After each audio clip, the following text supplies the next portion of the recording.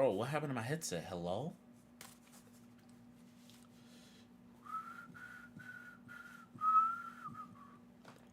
Anyways. Club Kids, a hardcore group of 24-hour party people, with members such as DJ Kyoki, Richie Rich, Jenny Talia, Michelle Visage, and even RuPaul. There are videos on YouTube of people doing excellent deep dives into Michael Alig's psychology, highlighting how he had a histrionic personality.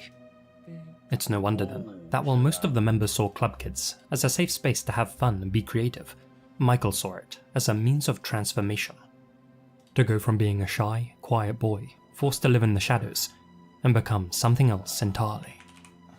A louder-than-life, attention-seeking monster. The Club Kids were as decadent as they were outrageous, and quickly became known for their elaborate, often grotesque costumes, and their mission to blur art, fashion, and nightlife into one disorienting experience. Together, they threw so-called outlaw parties.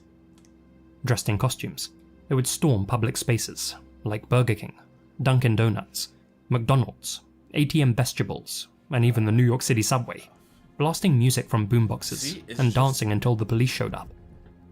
In one instance, Michael threw a party in a makeshift shantytown, paying the homeless residents in crack. Indeed, drugs were a constant presence, both as a lure for patrons and a staple for the Club Kids' own chaotic lifestyles. You see, this is fun. By the late 80s, Michael had supplanted Andy Warhol as a leading New York partier. But as he rose to notoriety, his antics escalated. He became known for urinating on guests and in their drinks, for throwing $100 bills onto packed dance floors to watch people fight for them, and for pratfalling into clubgoers, knocking them to the ground. Being a fan of horror movies, he and his cohort also hosted a blood feast themed event and decorated the limelight with fake severed limbs. In time, the Club Kids became talk show fodder, appearing on shows like Geraldo and The Joan Rivers Show. But behind the glitter was addiction. And to put things in a YouTube-friendly way, Michael began using E, H, and special K regularly. Around that same time, he grew close to a young drug dealer named Andre Melendez, better known by ecstasy, heroin, and special K ketamine. Cool. His party moniker, Angel, so nicknamed for the feathered wings that he wore as part of his signature look. Angel, hoping to be embraced as a fully fledged club kid, often gave Michael substances at a discount, and eventually ended up moving into his Riverbank apartment on West 43rd Street. But their friendship deteriorated as Michael sank deeper into addiction and racked up a significant amount of debt. On March 17, 1996, Angel confronted Michael over unpaid drug money. Michael's other roommate and fellow club kid, Robert Riggs, aka Freeze, was also present. According to court testimony and Freeze's own confession, the argument inside the apartment erupted and escalated into violence, with Michael calling out for help. Freeze struck Angel in the head with a hammer 3 times, after which Michael tried to suffocate him with a pillow. So we just don't have tanks. According to Michael's own testimony, he also filled a syringe with Drano and injected Angel with it, then poured Drano down his throat and stuffed a rag in his mouth before duct taping it shut. He would later retract those details. I don't know how I feel about that. Whether Angel passed from the hammer strikes, the chemicals, or asphyxiation remains unclear. Once he was well and truly gone though, the 2 killers stored his body in the bathtub. Michael covered Angel in baking soda, while the appropriately named Freeze filled the tub with ice. Shut up. The Dons noticed you, Enzo. Cool. This is an opportunity. Do you wish to commit? What am I listening to? What game is this? This looks crazy. We do not always get to choose what we do. We can choose who we are. The pair then went right back to their substances. A week later, the stench from the bathroom had become unbearable. Freeze gave Michael 10 bags of H in exchange for dismembering the corpse. Michael, who agreed to the deal, cut off Angel's legs and packed them into a duffel bag, which he threw into a dumpster outside. The torso was placed in a box, which they sealed tightly and dumped in the Hudson River. In the weeks that followed, Michael continued partying and began confessing to people that he had killed Angel. going so far as to scrawl the word guilty on his forehead, and accidentally making slip-ups during press interviews. He was one of those copycats that we killed him. I killed Angel, and that's the kind of thing that gets me in trouble. Friends assumed that he was simply attention-seeking, as per usual, and that was definitely true. So were his confessions. It's clear a part of Michael wanted to be caught, if only because it would put his name on everyone's lips. Still, time passed without incident, and despite being so open about his actions, Michael no doubt thought that he had gotten away with everything. That is, until a group of children found a box washed up on Staten Island. They opened it, and were greeted by the sight of a legless torso. The body remained unidentified for months, partly because the coroner misidentified the ethnicity, but also because of poor inter-borough communication. Meanwhile, Village Voice published a blind item alleging that Michael Alec was responsible for Angel's demise. In November 1996, Angel was finally identified through dental records, and the police began to take Michael Alec's boasts seriously. But before they could arrest him, he fled. He was found hiding in a motel in Toms River, New Jersey, and was taken into custody on December 5th, 9 long months after the slaying. Freeze was arrested soon after.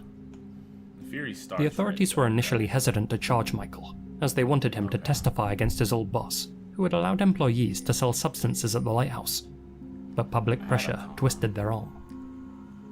Despite claiming to have little memory of the event due to the drugs that they were on, both men took a plea deal, pled guilty to first-degree manslaughter, and were sentenced to 10 to 20 years in prison. With their reputation now in tatters, the club kids soon disbanded. Michael Alec's time behind bars was marked by instability. He was placed in solitary confinement for using substances because he found prison life too boring without them, and reportedly spent 5 years in isolation, where he wrote his memoirs, Aligula. Despite being in prison, he remained in the public eye, giving interviews and even dictating tweets through friends. He was denied parole twice, in part because of a failed drug test, but also because parole officers had seen the 2003 film Party Monster, a dramatization of Michael's life starring Macaulay Culkin.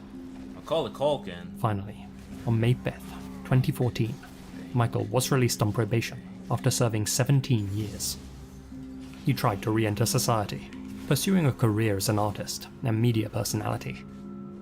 He exhibited paintings and even released a song. Yet his return to public life was controversial to say the least. Critics questioned whether he truly felt remorse or whether he was simply capitalizing on his notoriety. Those question marks only multiplied when he'd say things like this during interviews. What a nice place to dump a disposable body. Do what now? Oh, a great spot. We should come back every year. You make pebbles. We should throw another body. We should throw a body over here. Though he'd later brush this off as a dark joke, if you ask me, it's clear Michael hadn't used those years in solitary to reflect on his actions, and chose to use Angel's demise as a way to increase his own profile. All that's to say, if he couldn't have fame, he'd settle for infamy. On Christmas Eve, 2020, Michael Alec fatally overdosed in his Manhattan apartment at the age of 54. His passing marked the end of a tumultuous life that had both captivated and horrified New York. Michael's story isn't just a tale of excess or tabloid-ready scandal. He was a man who mistook notoriety for significance, one who left behind a legacy that remains as controversial as it is cautionary. While Michael's actions were unforgivable, his life serves as a stark reminder of the consequences of unchecked indulgence and the human capacity for not only reinvention, but also self-destruction. See, that's about 3:34.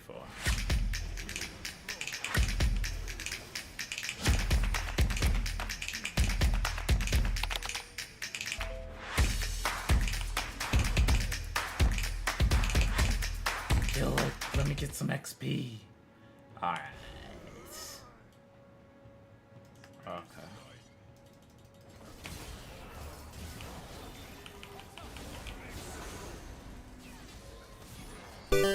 A Quiet Wish. to bring joy to someone, somewhere. From that flame of passion, Konami games are born.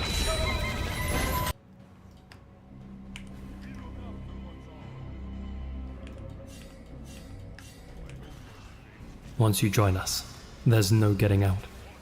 Anyone who betrays the gang will be executed. I'll sleep with my chest exposed. If you want to leave, stab me in the heart. What? If you can't do that, I'll hunt you to the edge of hell. Such were the words of Kim Gi-hwan as he addressed the 6 men sat in the seedy poker den with him. This band of desperados hadn't just met to play cards, but to start a class revolution. To stamp out societal rot. To form the Chijongpa, a cult-like group of cannibal revolutionaries for whom eat the rich wasn't a slogan, but a very literal order. And a smorgasbord of innocent lives were on the menu. We'll do this one, yeah. But to begin, we need to take a trip back in time.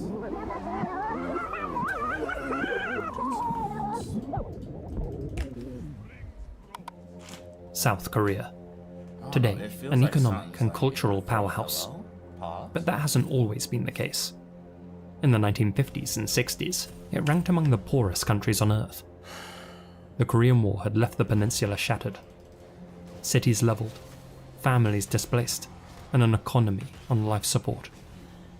Foreign aid kept the nation afloat, while political chaos and military regimes gripped the government. There were no exports to speak of, little in the way of industry, and hunger was widespread. But then came the 1970s, and things began to shift. Quickly.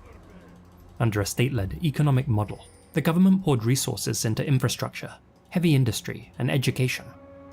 Steel, shipbuilding, and electronics became national obsessions. By the 80s, the once run-down nation was filled with neon-lit cities, sprawling highways, and booming factories, all of which were on full display at the 1988 Seoul Olympics. It was then that South Korea became a symbol of speed and success. The middle class was expanding. People were getting rich, fast. But the rural working class? Many were left in the dust. Among them was Kim Gi-hwan, a bright student from a poor family in Pulgab. After losing his father as a toddler, Gi-hwan grew up in poverty, often going hungry and attending school in ragged clothes. Still, he excelled academically and showed potential in both writing and sports.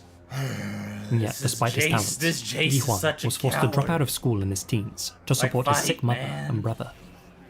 He took various factory and coal mining jobs, eventually moving to Seoul in the early 90s, where the widening wealth gap hid him like a glob of spit from a penthouse balcony. What? Yappies were parading around in designer clothes, and luxury cars filled the streets. It was then that Gi-hwan realized just how little he had, and just how lowly he was perceived by those who passed him by. The dirty peasant in sweat-stained overalls, sleeping on the street after a 16-hour shift. That experience hardened Gi-hwan, but it wasn't until he learned that universities were selling poor students' placements to the wealthy that his bitterness consumed him. In his eyes, society was devolving, and thus he returned home with a plan. To start a gang, a brotherhood with rules, a code, and a purpose. To punish the rich. In April 1993, at an underground poker game, Gi-hwan joined forces with fellow fanatics Kang Dong-eun, Kim Hyun-yang, Kang Moon-seop, Moon Sang-rok, Baek Byung-ok, and Song Bong-oo. This motley crew all shared a few things in common. They all worked low-paying jobs due to a lack of education and past criminal convictions, were all deep in debt due to gambling habits, and crucially, all resented those who had more than them.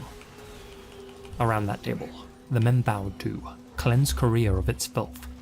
All those who live well, eat well, and walk around with an air of arrogance. After forming their pact, they drew up a list of 3 unbreakable rules. Hate the rich, kill all traitors, never trust a woman, not even your own mother. Originally, Gi-hwan, who fancied himself an intellectual, named this new crew Maskan, thinking it was the Greek word for ambition. Any Hellenic viewers are probably having a good laugh right now, since Maskan doesn't actually mean anything in Greek. What does He likely confused it with the Arabic word Maskan, which means something like house or residence. Given that languages clearly weren't their strong suit, this new gang later rebranded as Chichon Pa, which translates to the rather unambitious name, Supreme Gangsters. To prepare for their uprising, the group set a goal: to raise 1 billion won through 1 kidnapping billion? and extortion. They would then use that money, which converted to about $1.2 million, to expand their operation and go on a rampage, mowing down the privileged and educated. But they all agreed that they'd need their first taste of blood in a more controlled environment. On July 18th that year, a 23-year-old bank clerk named Choi Mija was abducted under a train line in Nonsan. Mija, a farmer's daughter who had no affiliation with the group, had been selected completely at random as a practice run. The boys brought her to Mount Jilasan, the nation's second tallest mountain, which they used for endurance training. There, they forced themselves upon her. Once they had finished, Gi-hwan calmly began his lesson. "I'll now show you all how to kill." He then personally strangled Mija in front of his followers. Huh? They left Mija's body there on the mountain, and though it was discovered soon after, her slaying wasn't initially linked to the Chichon Pa. From the very beginning, it was clear that this rabble of hypocrites were only masquerading as a band of Robin Hoods, when in reality, they were a bunch of robbing gecks, nothing more than death cultists, motivated not by principles, but bloodlust. That is, with one exception. After taking Mija's life, the youngest recruit, an 18-year-old Song Bong-gu, was dogged with guilt and claimed to see her ghost in his dreams. He quickly realized that this wasn't the life he had signed up for, and desperately wanted out. And so, in August 1993, he withdrew 3 million won from the group's treasury and tried to flee. He didn't get far though, and was found hiding at his parents' house just 2 hours later. The rest of the group knocked on his door and pretended to forgive his little indiscretion. Who ignited me? Coercing, or perhaps intimidating him into their vehicle, they drove him back to Mount Jilasan under the pretense of a reconciliation dinner. Once there, Gi-hwan reminded his subordinates about those pesky rules that they had all agreed to. And what was rule number 2 again? How did it go? Don't. Oh, that's right. Traitors must be killed. That's crazy. Gi-hwan didn't need to give any Wang commands. Shihan? I He still watched need to know where silently Wang Shihan as his came obedient followers, now all armed with pickaxes that they had hidden on the mountain, surrounded Wang-yu and began taking chunks out of him. His body was mutilated beyond recognition, then burned and secretly buried. The remaining members had passed their loyalty test and celebrated by roasting a stray dog. Gi-hwan joked that they had put 2 dogs down that day. As their operations grew, Let me grab the Chichon my- Pa pooled their wages, sold stolen goods, and stocked up on vehicles, guns, and explosives. They transformed Gi-hwan's mother's house into a base, complete with reinforced walls, underground secret rooms, makeshift prison cells, and an incineration chamber. To their oblivious neighbors, it was just a quirky remodel. Inside, though, it was a slaughterhouse. Season 70, I'm at 97. After finishing their twisted renovation, Kim Gi-hwan would end up being arrested and given a 5-year prison sentence, but not on homicide charges as you might assume. You see, the night before claiming Mija's life, he had SA'd a middle schooler, What? his friend's niece. Gi-hwan continued directing the gang's activities from prison, ordering them to exact revenge on the police station that brought him in. But to do so, they'd need more funds and more practice. On September 7th, 1994, the gang noticed a Hyundai Grandeur passing through Yangsuri. The vehicle, which they considered a luxury model, obviously belonged to someone extremely wealthy, and so they used their own trucks to block the sedan's path. The Chichon Pa then tied up and gagged the 2 occupants, 26-year-old Lee Son-young and her 36-year-old boyfriend, Lee Jong-won. They then drove them back to their cremation room for questioning. How much do I got? But during their interrogation, the group realized that they had made a huge mistake. The couple weren't wealthy at all. 6 there. Son Young worked in a cafe, and Jong-won was a struggling bandmaster. Their car, it turned out, was an older model, which they had purchased second-hand. Frustrated, the gang made John Won consume copious amounts of alcohol, then placed a plastic bag over his head and forced his girlfriend, Son Young, to help strangle him. Through tears, she placed her hand over his mouth as the others laughed, though of course she didn't actually apply any pressure. And so, with tasers in hand, the Chichonpa shocked the life out of Jong Won, leaving several burn marks on his body. Days later, they drove the couple's grandeur to a ravine, placed Jong Won's body in the driver's seat, and pushed the vehicle over the edge. Not much I can do. We got it. When the mangled car was discovered the next day, investigators smelt the booze emanating off Jong Won's body and assumed that he had crashed while intoxicated. As for his girlfriend, Song Young, she was kept as a prisoner in the group's hideout for their own personal amusement. On September 13th, the Chichonpa captured yet another couple, So Yuno and his wife, Pak Min, whom they had found paying respects at a cemetery. Unlike their last targets though, Yuno did have some money.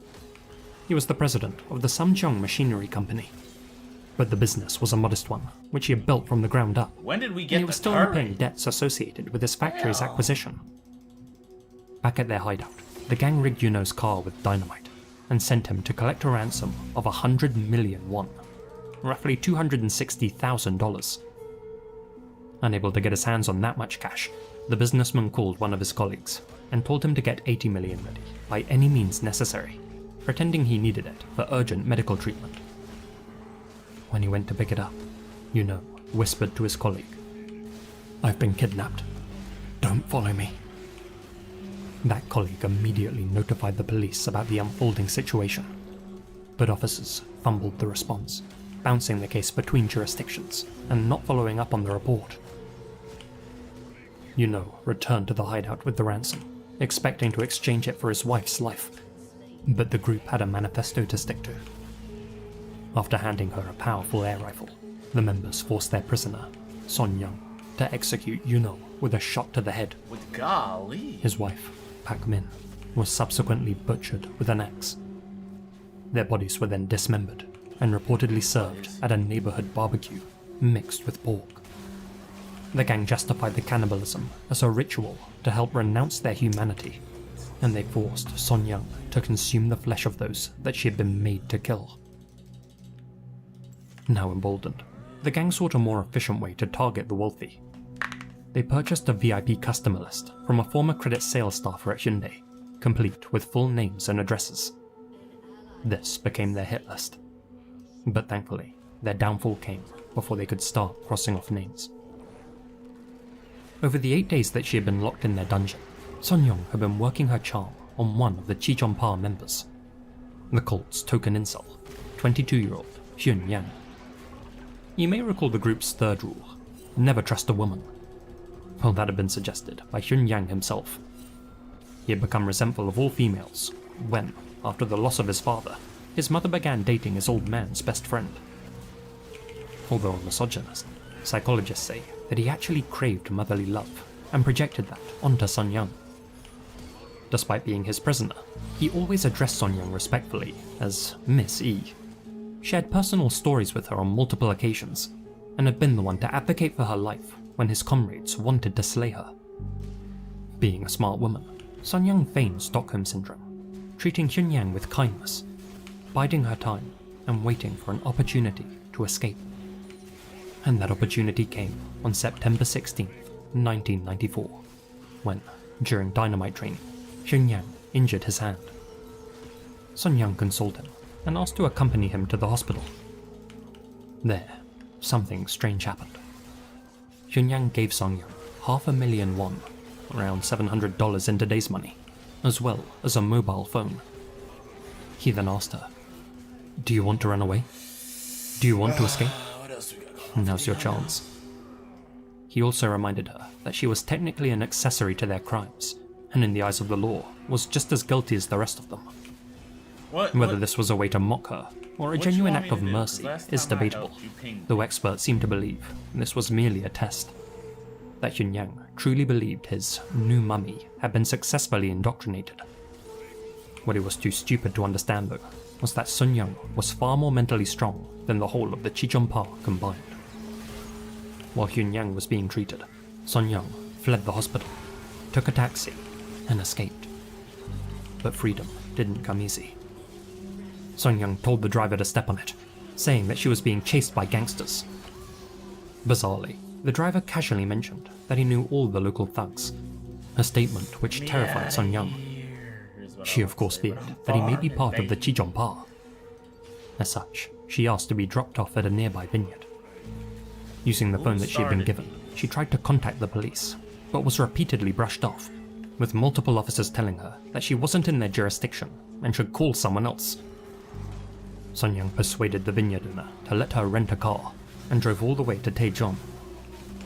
Worried that the gang would follow, she then switched to a taxi and travelled to Seoul, where she went directly to the Seocho police station and reported everything. Initially, officers dismissed her story, believing her to be a babbling drug addict. But when Sun Young mentioned how her lover had been tasered, one senior detective recalled the suspicious burn marks that they had found on Jung Won's body. And at long last, the authorities mobilized. On September 17th, the gang recruited Lee Kyung-soo, Dong-yoon's girlfriend, to fill the empty spot in their ranks and fulfill the cooking and cleaning duties. Bad timing for her, as by September 19th, she and the rest of the Chijionpa were arrested. Whoa. Lucky timing for the cops, as Hyun Yang, who had just disgraced himself by letting Sung Young escape, was preparing to blow himself apart with stacks of dynamite. The raid on their hideout uncovered their full arsenal of weapons, as well as the cooked remains of their victims within the body incinerator. Each member of the group was charged with 5 counts of murder. Since investigators barely spent a week looking into the case after the arrests, it's entirely possible that there were more victims we still don't know about. As you can imagine, a media circus ensued, with the newspapers referring to the group as South Korea's Manson family. The gang members themselves showed no remorse, telling the media that society was to blame for their rampage. One claimed that he wished he had butchered more. Another bragged about enjoying the taste of human flesh. Prior to their trial, the IQ scores of the Chijionpa were revealed. All of them scored in the low 90s, with the exception of leader Kim Gi-hwan, who scored over 100. Though far from a genius, some speculate that Gi-hwan exploited his slightly higher intelligence to manipulate the others. In fact, some prison inmates and guards later remarked that except for Gi-hwan, the rest of the crew were shockingly naive and simple-minded. Their lack of grey matter did little to elicit public sympathy. But more than the actions of the Chijionpa, South Koreans were outraged by how passive law enforcement had been in handling the situation. This sparked widespread backlash, leading the government to make an example out of the gangsters. After a speedy trial, which concluded on October 31st, all the male members of the Chijionpa were found guilty and sentenced to death. Only the female member, Lee Kyung-suk, was spared, as she hadn't personally taken part in any of the slayings. She was given a 3-year sentence, 1 year for every day she had been a member of the Chijionpa. The others were hanged on November 2nd, 1995. Thankfully, prosecutors didn't indict Sun Young, recognizing that her involvement was under coercion. To keep her out of the public eye, she was provided with a home and employment in the countryside. Unfortunately, the media tracked her down and hounded her for interviews for years thereafter, with journalists desperate to ask her disgusting questions like, What do you mean by that? what does human meat taste like? That's not She would later disgusting criticize questions. the That's near just total like, lack of meaningful aftercare for crime victims in South Korea. how you say, it's just one of In those 2020, it was reported that Sun curiosity Young thing. was battling late-stage cancer. Contrary to online speculation, a 2024 broadcast confirmed that she was still alive, had converted to Catholicism, and was still working on finding peace. Even with all the core members of the Chijionpa now gone, the memory of their actions still lingers. The town of Fulgab, where their lair once stood, carries a deep shame, and though the pink house has since been demolished, the horror committed there isn't so easily erased. For years, South Korea debated whether these monsters were made rather than born, and a lot of blame was cast on violent media. Horror movies were censored, and FPS video games were banned from release altogether. Near the end of the 90s, it was broadly accepted that the censorship had gone too far, and that the group's madness was rooted in something darker than pixelated gore. As has become clear, the Chichompa were rebels with a cause, but without any conviction. They wanted to devour the rich, but all they ever consumed were innocent lives and their own humanity. And 3 decades on, the nation is still digesting what that says about the society which made them. That's tough.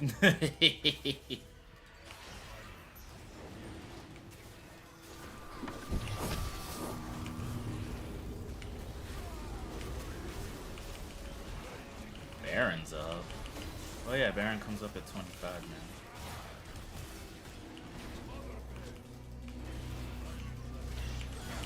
Rachel Morningstar Hoffman was a 23-year-old psychology grad from Tallahassee with a bright future. Smart, bubbly, and known for her fun-loving spirit, she was voted party animal of senior class in high school. That reputation followed her to Florida State University, where she regularly indulged in the devil's lettuce, something that in today's world might get you a slap on the wrist, or no punishment at all, depending where you live. But this was early 2000s Florida, and the law wasn't so forgiving. In spite of her recreational habits, Rachel thrived at college. She earned her bachelor's degree in psychology in 2007 and had plans to attend culinary school the following semester. Not as a fallback, mind you, but as part of an ambitious new idea: to pioneer a form of therapy built around cooking and communal eating. She believed that therapy didn't have to happen in a stuffy office. It could happen over a cutting board, a stovetop, a shared meal. That vision, however, would never come to pass. In April 2008, Rachel was busted for possessing several ounces of Mary Jane and 6 tablets of E. She refused to name her supplier. But instead of letting the charge run its course, police saw an opportunity. Specifically, Tallahassee police officer Ryan Pender took note of Rachel's clean-cut image, her lack of criminal history, and her deep fear of jail time, and decided that she would make the perfect pawn. And so, Pender presented her with a deal: face felony charges and possible prison time, or go undercover in a sting operation to bust some actual hardened criminals. Rachel felt trapped. Her future was on the line after all, and so she agreed. The briefing was short and to the point. Rachel's targets were 2 convicted felons and dealers, Dre Green and his brother-in-law, Daniello Bradshaw. Her mission? Meet with them at Bradshaw's house while wearing a wire, buy 1,500 E's, 2 ounces of Coca-Cola, and a semi-auto handgun in exchange for $13,000 in marked bills, and return to police headquarters. Rachel had never handled a gun, never bought hard substances in her life, and had 0 training in undercover work. And yet she had just been assigned to the largest sting in the department's history. Pender reassured her that the operation would go smoothly, I just need that 19 officers would be watching, That's really it. that she was totally safe. I'ma just wait for it. She wasn't. On the evening of May 7th, police wired Rachel's purse and sent her off alone to meet the dealers. I think we'll Dressed in do blue Shadow jeans, after a this. Grateful Dead t-shirt, and black flip-flops, she hopped in her silver Volvo and set off towards Bradshaw's. But almost immediately, things went sideways. While en route, Green and Bradshaw called Rachel and changed the meeting location to Forest Meadows, a nearby park. Rachel, assuming the police were still tracking her, went along with the change. But the area was dense with trees, and the chopper following her overhead lost sight of her. Other officers later admitted that they had assumed someone still had eyes on Rachel, so nobody scrambled to find her, and, still believing that she was being watched, was told to continue with the operation. After a second change in location, Rachel drove towards a nearby plant nursery, about 1.5 miles north of the park. Minutes later, her wire malfunctioned. According to Officer Pender, Hoffman eventually reached him at just before 7 PM and said, "I followed them from the nursery. We're on Gardner. It's a dead-end street." He claims to have told her, "Turn around. Turn around. Do not follow them." But the line went dark. Where is Either Rachel hung up You to have send your it, ult? or the signal was lost. That's despite the fact that at that same time, Rachel managed to send She one final could've text been to in her there concerned with her boyfriend. ults. It's about to go down. Dude, they were all so low. By the time officers located and arrived on Gardiner Road, Rachel and her car were long gone. In their place, a spent .25 caliber casing, 2 live rounds, and a single black flip-flop. Choose to follow your instincts. Alright, I don't know what she... Every Mazda is designed to feel like it was made just for you. I wake up. Hours passed with no word from Rachel. The police floated the idea that maybe she had vanished with the money. Whatever, man. Later that day, Not much they you went can to do her about it. boyfriend's house, expecting to find her there. Kinda win some, But she wasn't. kinda lose some. 2 days after Rachel vanished, It a also body says was there's one discovered person here in a now, vine-choked sounds ravine good near person. Perry, Was Florida, a quiet town poppin'. about 50 miles southeast of Tallahassee. It belonged to confidential informant number 112, aka Rachel Hoffman, wrapped up in her own shirt and a bright orange and purple sleeping bag. She had been shot 5 times in the chest and head with the very gun that the police had sent her to purchase. After the exchange went south, Green and Bradshaw forced her into a stolen BMW, executed her in transit, and tossed her like garbage. Both men were later arrested and admitted to killing Rachel after finding the wire in her purse. They'd suspected something shady was going on from the start. After being found out, Rachel cried into the wire for help, but her screams went unheard. On what would have been Rachel's 25th birthday, Daniello Bradshaw was convicted of first-degree murder. He was sentenced to life without parole, plus 30 additional years. Dre Green pled no contest to second degree and received the same. The grand jury also took the rare step of publicly rebuking the inept Tallahassee Police Department. Tallahassee PD, meanwhile, went into damage control. Police Chief Dennis Jones even went on ABC News and painted Rachel as a lowlife. He's 9 Yes, he kills, said. it's crazy. I'm calling her a criminal. Rachel Hoffman was committing crimes in the city of Tallahassee. Yes, she was. That's my job as a police chief, is to find these criminals in our community and to take them off the street, to make the proper arrest. That's in spite of her having never been charged with a crime or having had her day in court. He also went on to blame her for her own murder, stating that she deviated from the original plan by meeting the targets on Gardiner Road. The plan that we had in place was deviated from. It was a change of plans. And unfortunately, Rachel decided to deviate from that plan and not meet at the predetermined location. If she's going off the plan, and she's Yes. deviating, or she's nervous, or she's Right. making mistakes, she's a 23-year-old recent college graduate, Yeah. why didn't your officers move in right then and there and shut the whole thing down? That would have been ideal. Why didn't you do it? Brian, again, the ideal situation. No, but my question is, why didn't that happen? Have you Why asked didn't- that simple question? I haven't asked that question because that's what we're finding out in the Why investigation. wouldn't you ask that question? Isn't that the whole point here? When I'm given a chance to ask that question, I will ask that question. How long has it been since she died? How long has it been? May the 7th. Rachel's friends and family didn't let that stand. They fought back, hard. They reminded the public that Rachel had no relationship with the suspects, no knowledge of firearms, no training for what she had been asked to do. They forced the department to admit that she had been catastrophically unprepared, entirely unprotected, and that they had broken guidelines by blackmailing her. Eventually, several officers involved were suspended, with pay, and Officer Pender was fired, only to be rehired shortly thereafter. Many question whether he really told Rachel to abandon the mission only for the wire to go dark, or whether he and his cronies only said that to cover their tracks.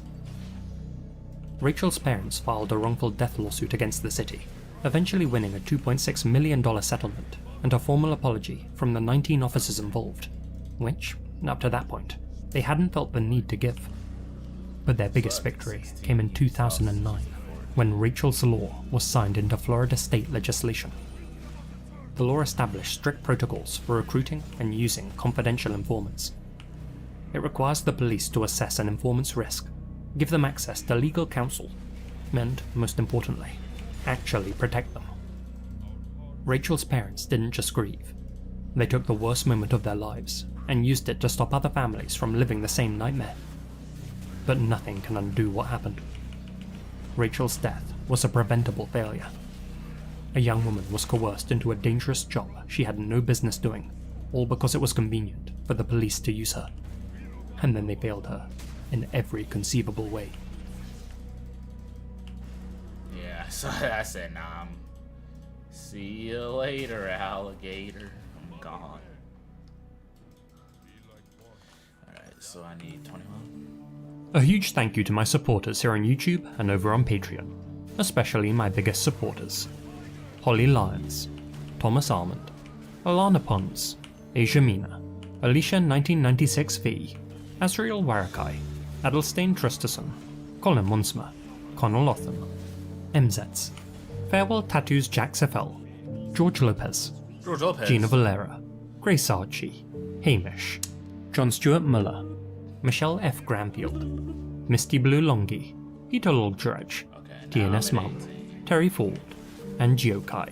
Thank you guys so much for your continued support. Remember to hit that like button, and I'll see you all again very soon.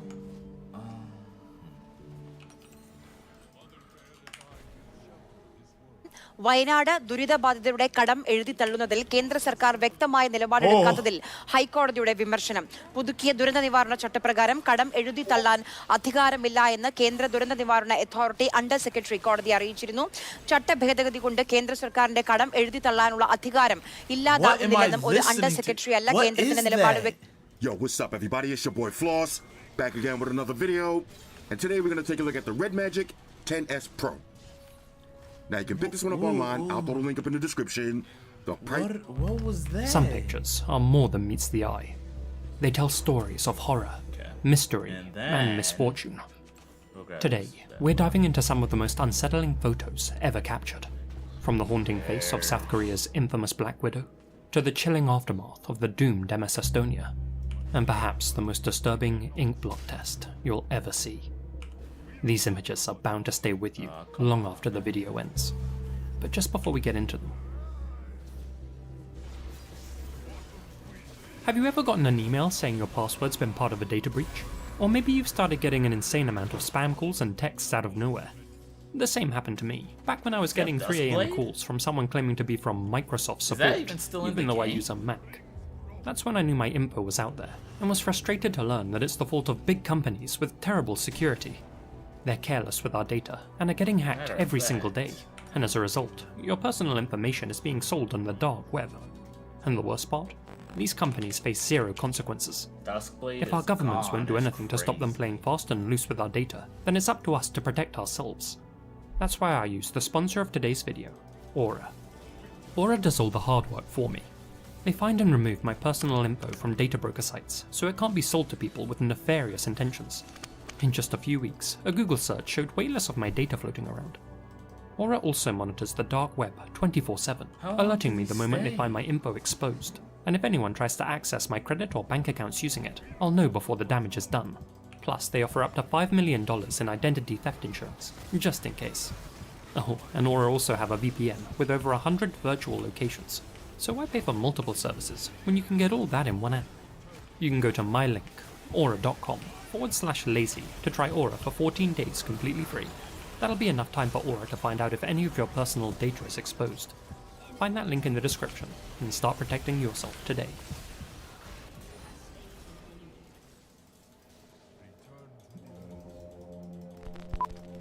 It's fine with me. She went over to him and said, nah, I ain't gonna get Nestled isolation. snugly between Miami and Fort Lauderdale lies the USA's other Hollywood, the palm-dotted East Coast city of Hollywood, Florida, known for its long sunny days, even longer sandy beaches, and for some rather colourful residents, like the infamous Bjork stalker, Ricardo Lopez.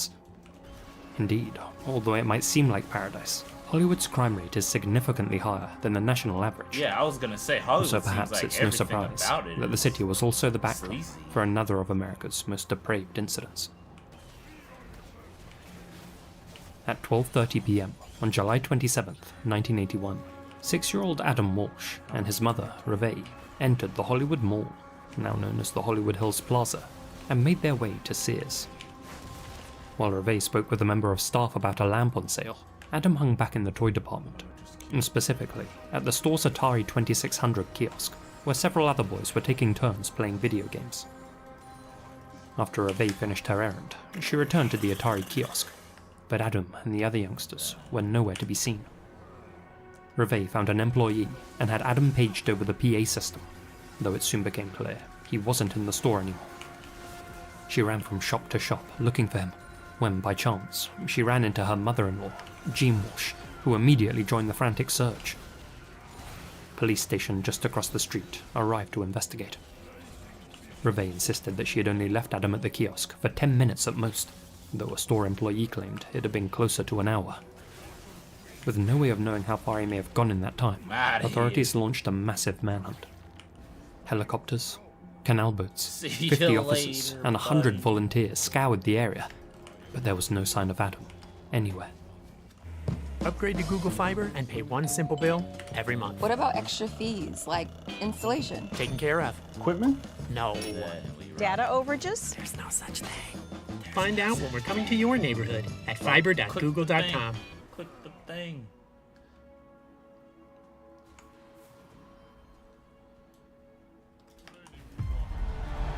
Alright, okay, 6.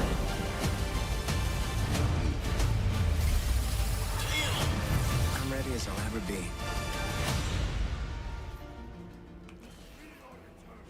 According to the store manager, while Reve was inquiring about the lamp, a scuffle had broken out at the Atari console. Several boys were seen arguing over whose turn it was to play, and the store's young and inexperienced security guard stepped in to break it up. Assuming Adam was part of their group, he ushered all of them out through the west exit and into the parking lot. 6-year-old Adam, who was too shy to speak up, did as he was told. Outside, the other boys quickly scattered, leaving Adam by himself. Later, multiple witnesses came forward, claiming they saw a tall, white male in his 40s leading Adam towards a vehicle. Frustratingly, no one caught the license plate. Adam's parents, John and Reve Walsh, were left feeling helpless. At the time, the FBI's national database could track stolen cars and even stolen horses, but not stolen kids. In fact, there was no centralized system for law enforcement agencies to share information on abductions at all. 2 men were questioned in connection with Adam's disappearance, including a man rumored to be having an affair with Reve and the son of a family friend who had been acting strangely, but both were ultimately cleared. For 2 agonizing weeks, Adam's whereabouts remained a mystery. Then, on August 10th, that mystery took a horrifying turn. A severed head was discovered in a drainage canal near the Florida Turnpike in Vero Beach, about 125 miles from Hollywood. Despite this grim discovery, John and Reve Walsh appeared on national television the next morning, still clinging to hope that Adam was alive. But just after their appeal went out, the authorities confirmed the worst. The head belonged to Adam. The coroner ruled Adam's COD as asphyxiation and determined that his life had ended several days before his head was found. The rest of his body was never recovered. It wouldn't be until 2 years later that a suspect finally emerged. Otis Toole, a convicted serial killer and drifter, already serving time on unrelated charges. While behind bars, Otis had confessed to multiple murders, and now he was claiming responsibility for Adam's. Speaking with investigators, Otis described what happened that fateful afternoon. He said that he had spotted Adam standing alone outside Sears and lured him into his white 1971 Cadillac Sedan DeVille with promises of toys and candy. Waiting inside the vehicle was his partner in crime, Henry Lee Lucas. Together, they took Adam north on Interstate 95 towards Jacksonville. Otis's bizarre plan, he later claimed, was to make Adam his adopted son. Initially compliant, Adam began to panic during the drive, and, unable to calm him down, the boy's captors drove him to a remote service road in northwest St. Lucie County, where Otis strangled him with a seatbelt, and Henry sliced off his head with a machete. Otis later buried Adam's torso and disposed of his head separately after keeping it in the back of his car for several days. It seemed like law enforcement had their man, Otis not only fit the physical description of the perpetrator, but he was also known to have been in the area on the day that Adam vanished. But there was a problem. His story was riddled with inconsistencies.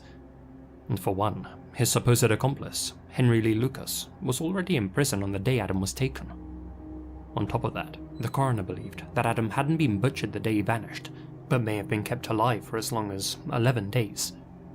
When confronted with these contradictions, Otis changed his story. He now claimed that he had acted alone, and that after keeping Adam at his home in Jacksonville for a while, he took the boy's life, burned his body, and ate parts of it. But when he was asked to pick out Adam's photo from a lineup, he failed, explaining that he had been too drunk at the time to remember the boy's face. Otis clearly wasn't telling the whole story. Many questioned whether he was telling the truth at all. Both he and his longtime accomplice, Henry, were notorious for making false confessions, only to later retract them. And beyond that, Adam's murder didn't even match their usual MO. While investigators did find blood on the carpet of Otis's car, they were unable to determine its source. Worse yet, the police had mishandled key pieces of evidence. The bloodstained carpet? Lost. The machete allegedly used in the crime? Gone. Even the car itself, sold to a junkyard for $50. With no physical evidence to back up Otis's confession, authorities deemed his admission unreliable, and he was never formally charged. In 1996, Otis Toole died of cirrhosis at the age of 49, while serving 5 life sentences for other slayings. Over the years, he confessed multiple times to taking Adam Walsh's life. Then again, he also claimed responsibility for nearly every unsolved homicide in the US since the mid-1970s. But on his deathbed, Otis made one final, private confession to his niece, insisting that he was responsible for ending Adam's life, and that he got away with it thanks to police incompetence. For years, Adam's case remained officially unsolved. Determined to uncover the truth, his parents hired retired Miami detective Joe Matthews to conduct an independent investigation. Detective Matthews re-examined overlooked evidence, including a set of 98 undeveloped photos from Otis Toole's car, taken at the time of his initial arrest. One image in particular stood out, an interior shot of the Cadillac's rear carpet, where luminol, a chemical used to detect traces of blood, had revealed a chilling pattern. So, let me ask you, can you see anything in this macabre Rorschach test? Because Detective Matthews could. According to him, this is the imprint of Adam's face, left behind on the carpet after his head was tossed onto the car's rear footwell. You can actually see his image, Matthews wrote in his book, Bringing Adam Home. It's as clear as the Shroud of Turin. Now, could this be a case of pareidolia, the psychological phenomenon where the brain sees familiar patterns, like faces, where they don't actually exist? Maybe. But one thing is certain. There was a significant amount of blood on Otis Toole's floorboard. Unfortunately, forensic technology at the time wasn't advanced enough to determine whether the blood belonged to Adam or one of his other victims, and by the time DNA analysis had progressed enough to test it, the carpet, along with the rest of the car, had vanished. In 2008, with new police chief Chad Wagner at the helm, authorities conducted a thorough review of Adam's case. Then, on December 16th, the chief officially announced that Otis Toole was responsible for Adam's slaying. He cited overwhelming circumstantial evidence and the findings of the Matthews investigation as the basis for his conclusion. But not everyone was convinced. It says there's 2 people here. Given Otis Toole's history of false confessions and the loss of so much critical evidence, many questioned the chief's verdict. Some believe the true culprit was never caught. A few even suspect Jeffrey Dahmer, who was in the area at the time. Whatever the truth, the Walsh family were finally permitted to reclaim Adam's head, which had been kept in the morgue as evidence for the past 27 years, and were finally able to give him a proper burial. His parents, John and Reve, turned their grief into action, helping found the National Center for Missing and Exploited Children. His father even became the host of America's Most Wanted, aiding in the capture of over 1,100 fugitives and reuniting missing children with their families. Adam Walsh's story not only reshaped the way that missing children cases are handled, but also ignited a movement that saved countless lives. I need to see what's and though questions still linger about the true identity of his killer, his legacy at least, Hold on, still... let me talk to him real quick. Huh? From watching her first hockey game I was about to say, bro, I don't see to playing in one. At Credit One Bank, we...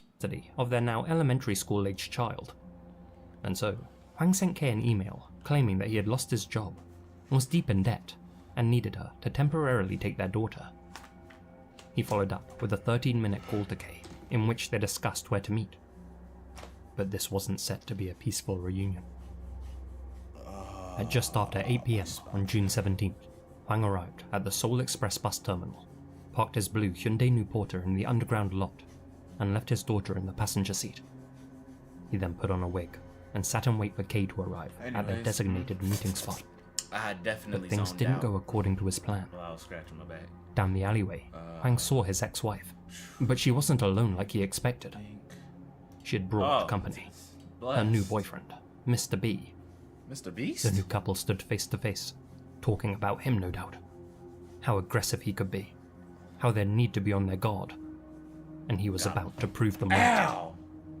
Disguised in his wig, Hwang rushed towards them. Ambulance is Using a okay, butterfly see, we're knife, chilling. which he kept concealed in his pocket, he charged at Mr. B and stabbed him 14 times in the stomach Golly. and chest. When B collapsed, Hwang wrapped his arms around Kay's neck and began dragging her, stabbing her about 18 times in the chest and abdomen before fleeing the scene.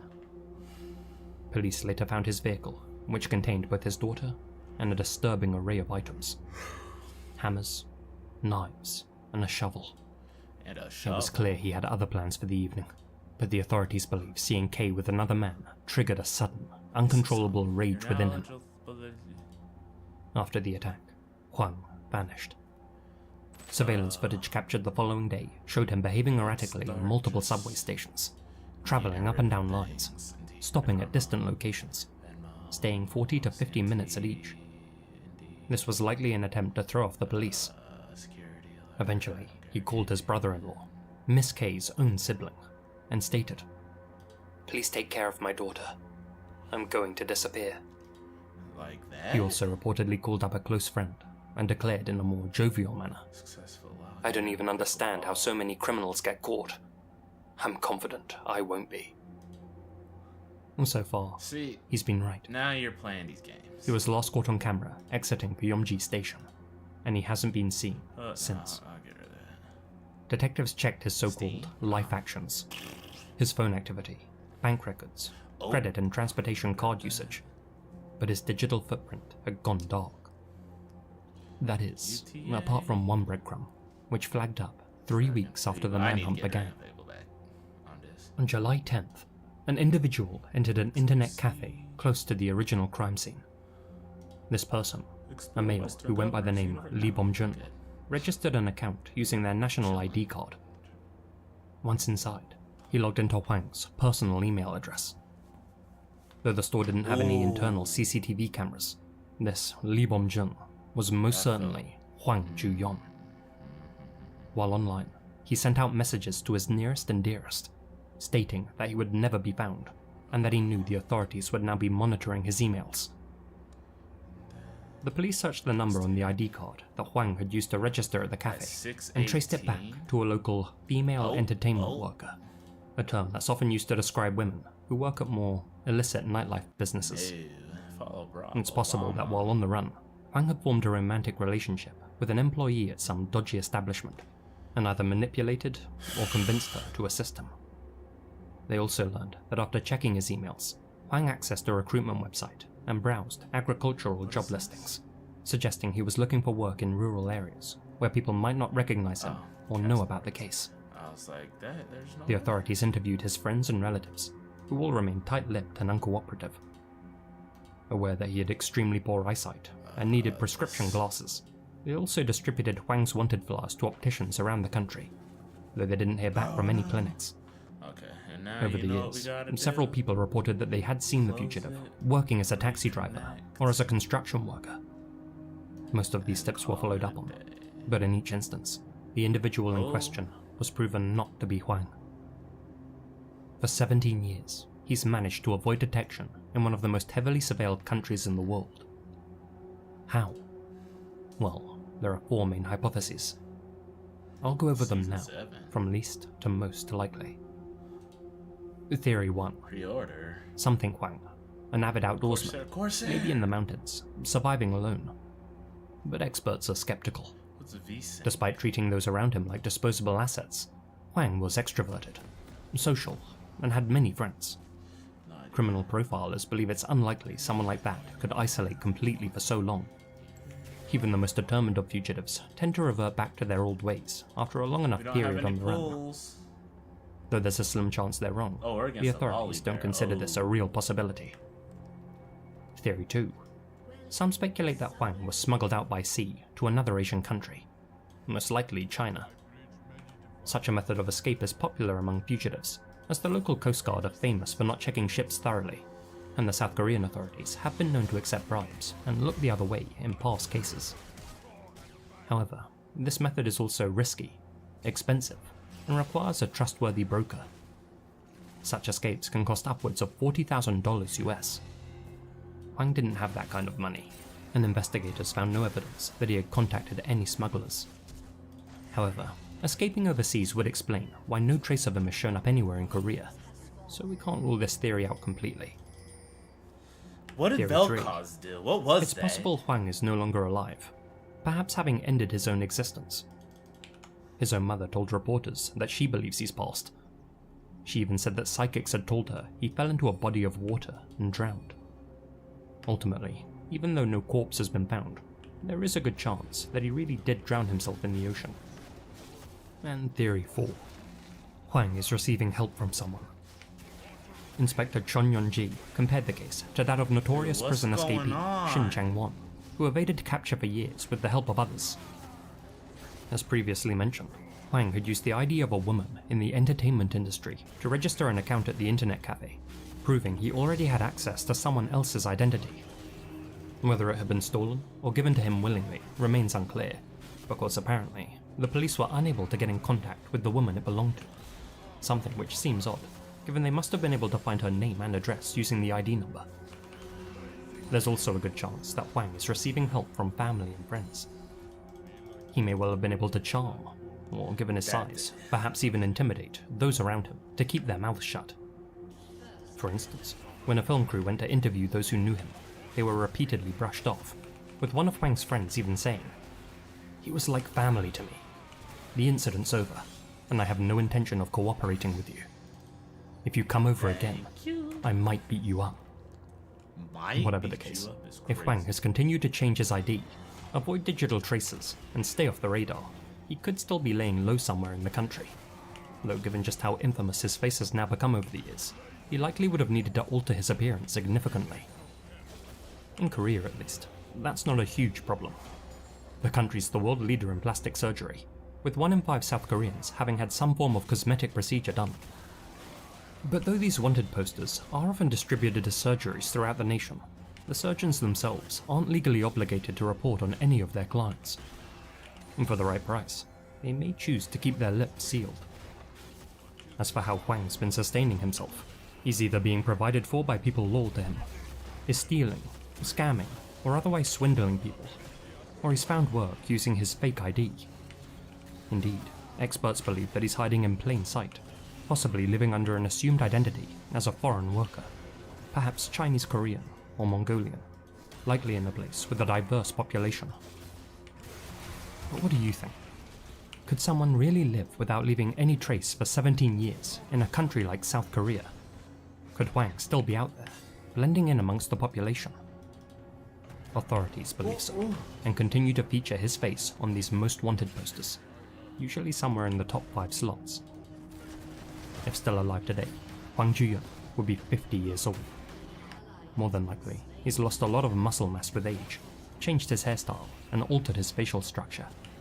But there are some things that probably haven't changed. Not only his height, but also his distinctive twisted jaw, the cauliflower ears he had developed from years of practicing combat sports, the unconscious manner in which the corner of his lips raise when he smiles, and crucially, his extremely poor eyesight, which has likely gotten worse with age. With so many identifiable characteristics, if he is still out there, someone must know who he is. a reward of 3 million won, or $2,100, is still being offered to anyone willing to break their silence. Woo! Let's go. That amount might sound low compared to the sums on offer in other countries. Indeed, the bounties on the Japanese fugitives I covered were far higher, but the fact that an amount has been announced is significant. In South Korea, the reward on offer for each wanted person is almost always kept secret, and typically ranges from 1 to 3 million won. There have, however, been larger sums placed on the heads of public enemies, usually on those who have made South Korean officials look bad. Perhaps the most notorious figure to ever appear on this list was Yoo Byung-young, a billionaire tycoon, de facto cult leader, and the head of the family that owned Chongha Jin Marine, the company that operated the ill-fated MV Sewol ferry. In April 2014, the Sewol capsized off the coast of Jindo, killing 304 people, most of them high school students on a field trip. There were multiple people to blame, of course, not least the Coast Guard, who sat on their hands and botched the rescue effort. Yeah, the captain who told his passengers to remain in their cabins, only to immediately abandon ship himself, and the education system for teaching youngsters to be passive and obedient to authority. But when officials began investigating the incident, it came to light that Yoo had a long history of financial crimes and was directly implicated in the negligence and corruption that led to the sinking. But Yoo had no intention of standing trial. In his mind, he was innocent, for as he preached to the members of his cult, the Salvation Sect, when someone is saved, they can never sin again, no matter what they do. So by the time the full extent of his involvement was uncovered, Yoo had already gone into hiding. A nationwide manhunt followed, and Yoo became the subject of the highest bounty in South Korean history, 500 million won, roughly $490,000. After months of searching, the businessman's badly decomposed remains were found in a rural plum orchard in Suncheon. A lack of clarity surrounding his COD led conspiracy theories, with many believing that he paid off Korean authorities and escaped overseas. Indeed, the person who made the discovery didn't even know the body was Yoo Byung-young, and simply reported that he had found a deceased homeless person in a field. Since he didn't specifically state that he had found Yoo Byung-young, the bounty wasn't paid. Hopefully the amount placed on Hwang Ju-yeon will be.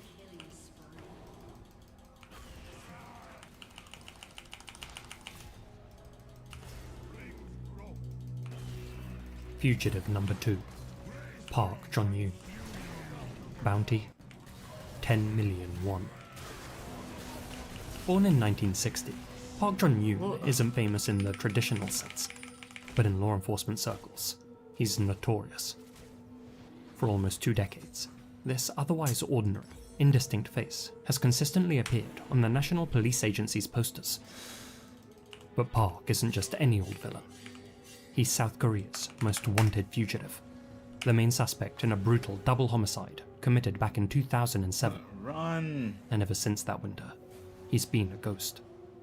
Perhaps in the figurative sense, perhaps in the literal. On the morning of September 29, 2009, in a remote area near Yonggwol, Gangwon province, a man scavenging for chestnuts and mushrooms stumbled upon something terrible. The lid of a rubber container, scraps of fabric, and human bones. Police arrived and soon uncovered 2 shallow graves. Inside were the remains of 2 male murder victims, decomposed and stripped of identity. The bodies appeared to have been there for at least a year, possibly 2. One shirt had sleeves tied with plastic packaging string, indicating that he had been restrained. DNA testing took time, but clues came quickly. The clothing matched with 2 men who had disappeared from Seoul back in 2007. A 47-year-old loan shark, Kong Ji Kim, and his 52-year-old bodyguard, Pang Sojabi Oh. Known as the lender and the organizer respectively, the pair had become high-profile figures in underground gambling circles, and the word on the street was that they had been abducted. South Korean police are often accused of incompetence, and they were again in this instance, as had they done their job correctly, those rumours could have been confirmed at the time. Back in 2007, they'd found Mr. O's jacket and Mr. Kim's wallet at the exact location where their remains were later discovered, but failed to unearth either body. As such, they couldn't issue arrest warrants for the 2 prime suspects. taxi driver Park Jong-yoon, 49, and office worker Nam Gong-shin, 34. Phone records confirmed that they had been the last people to talk with the victims, and both men certainly had a motive. Park was a habitual gambler, with debts approaching $500 million won, around $350,000 US at the time, money which he owed to some sinister crime lords. As for Nam, he too had fallen deep into gambling addiction, and owed similar individuals about 20 million won, around $14,000. Now armed with hard evidence in the form of 2 skeletons, police finally got the green light. Arrest warrants were issued, and after a 2-month surveillance operation, Nam was arrested. He appeared cheerful as officers approached him, humming to himself as he made his way to work. But his mood soon shifted when the cuffs came out. On the way to the station, his hands began to tremble, and eventually he broke down, sobbing. As for Park, he was nowhere to be found. Nam said little until his lawyer showed up. After that, he stopped talking altogether. But when it became clear that the evidence against him was compelling enough to secure a conviction, he cooperated in exchange for a lesser sentence. According to Nam, he and Park first met in an underground gambling den several years before the incident. It's worth noting that bar a few tightly controlled exceptions, gambling is outlawed in South Korea, but that doesn't mean it's not popular. The NGCC estimates that 5.5% of South Koreans can be classified as gambling addicts. Nam Gong-shin and Park Jong-yoon were but 2 of 2.4 million residents hooked on dice and cards. They also had similar play strategies. You know how you sometimes find people who match your betting style in those places? Nam later recalled to investigators. Well, that was us. Despite a 15-year age gap, the pair quickly bonded over their poor relationship with Lady Luck. In any capacity. Together, they traveled to places like Gangwon-land, the only casino where South Koreans can legally bet, emptying their wallets and dreaming of that one big win that they both sorely needed. That was horrible. And after a chance encounter in April 2007, they thought that they'd hit the jackpot. During a particularly shady game, Park met and acquainted himself with an off-duty bodyguard, Mr. O. Whispers in Seoul's nightlife scene claimed that his boss, Mr. Kim, carried stacks of cash in the trunk of his Mercedes, perhaps as much as 200 million won. Park and Nam had heard those same rumors, and if there's one thing you can take away from this video, it's that money, or the lack of it, can make people do unforgivable things. On December 11th, 2007, Park called Mr. O and invited him over to the semi-basement room that they often used as a gambling den. There, Park told Mr. O about his plan to steal the fortune hidden in Mr. Kim's vehicle. All Mr. O had to do was look the other way, and they could split that money 50-50.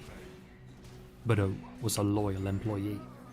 He and Kim had a good thing going on, and he had no plans of double-crossing his boss.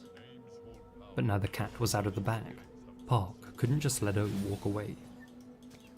Later that gloomy evening, Park made a second phone call, this time to Nam. "Come over immediately," he told him. "We're about to strike it big." When Nam arrived, he immediately noticed Mr. O spread out on the floor, his brains bashed in. Park explained that he had no choice but to kill the bodyguard, since he refused to play along with his get-rich-quick scheme. Park then proposed that Nam help him steal Kim's money instead. Given the situation, Nam felt like he was in no position to argue. Together, the duo purchased string and duct tape at a nearby supermarket and lured Kim to the den under the pretense of a high-stakes gambling game.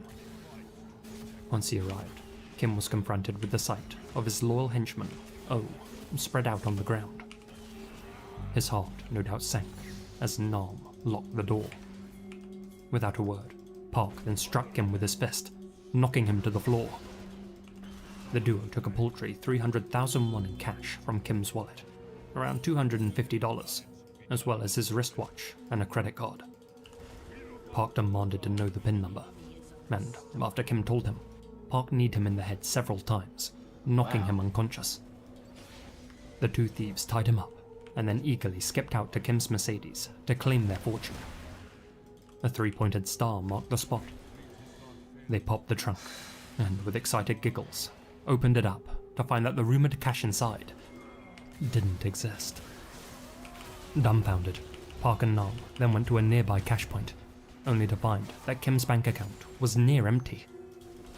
What they didn't realize was that despite his outward displays of wealth, Kim wasn't actually rich. There was someone behind him funding his operation. Someone who understood the risks of dealing with desperate addicts. Someone smart enough to operate from the shadows. Frustrated, Park and Nam filled the empty truck with Kim, whom they had bound with string, gagged with tape, and wrapped in a blanket. Kim would later die from asphyxiation inside Bro, the truck. help, man! At 1:30 AM on the 12th, Park and Nam rented a Hyundai Starex and drove around, searching for a suitable burial spot. Their first attempt was near Namyangju, but they couldn't find a decent location, so they stored the bodies inside the van for 2 days while they scouted for the perfect spot. They placed Mr. O inside a large rubber container and left Kim bound up in the blanket. At around 7 PM on the 14th, the duo stopped their car on the shoulder of National Road number 38 in Yongwalu, pulled the bodies out, and rolled them down a hill towards a forest. Nam would later reenact this with investigators using life-size dolls. After tossing out both bodies, Nam dug a grave while Park stood watch. However, given that it was a crisp -7 degrees Celsius that night, the earth was frozen solid and extremely hard to dig. Terrible. Park wasn't satisfied with Nam's shoveling speed, and thus he took over and told Nam to go and keep an eye out. Call records show 3 phone conversations between them during that time, proof that they were both at the scene and cooperating. A week later, on December 18th, further phone records showed that the 2 killers returned to the burial site together. Their devices pinged off a nearby cell tower. Oddly, it was during that rendezvous that Park's phone pinged for the very last time. 1950 RP. Shortly after arriving, his signal vanished forever. In fact, every trace of him vanished. No calls, no bank activity, no medical records. Everything from that moment forward went dark. Even more unsettling is that something else disappeared along with Park. The rubber container that had been used to transport O's body. When police later revisited the burial site, the lid was still there, but the tub itself was gone. It's hard to imagine how someone could erase themselves so completely, especially in a country like South Korea. Over the years, certain rumors have swirled that Park escaped to the Philippines, or found work on a deep-sea fishing vessel, or hid amongst some fringe religious group. One internet livestream even featured a taxi driver who looked eerily like him. Indeed, it is possible that Park had planned his escape from the beginning. He may have used burner phones, switched to a cash-based lifestyle, made a full identity change. But while something that Park vanished on his own terms, others have a darker theory. That Park Jun-yoon ended up in that same rubber container as Mr. O. That his own accomplice, Nam, killed him. Some investigators speculate that tensions may have built up between the pair of desperados. Park, who was the elder of the two, was likely the dominant force in the partnership, and probably ordered his submissive partner around. How long has been?